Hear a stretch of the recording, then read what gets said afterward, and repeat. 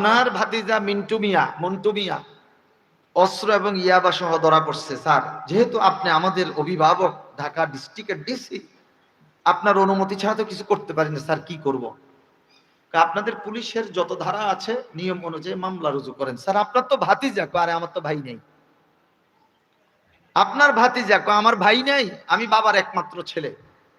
সে পরিচয় দিচ্ছে ভাতিজা, এটা মিথ্যা পরিচয় দিচ্ছে। ওসি সাহেব এবার কি করবে? আপেল কমলা নাশপাতি কি খাওয়াবে নাকি? কি কথা বলেন? সামনে থেকে সব সরিয়ে নেবে। আগে যদি বাড়ি মারতো 20টা, এবার মারবে 40টা। কি কারণে? মিথ্যা পরিচয় দেওয়ার কারণে। ঠিক না বেঠিক? বিসমিল্লাহি ওয়া আলা মিল্লাতি রাসূলিল্লাহ।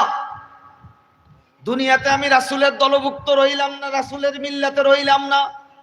ইন্তেকালের পর আমাকে কবরে শোয়াবে, বলছে বিসমিল্লাহ ওয়া আলা মিল্লাতি রাসূলিল্লাহ। মিথ্যা পরিচয়ের কারণে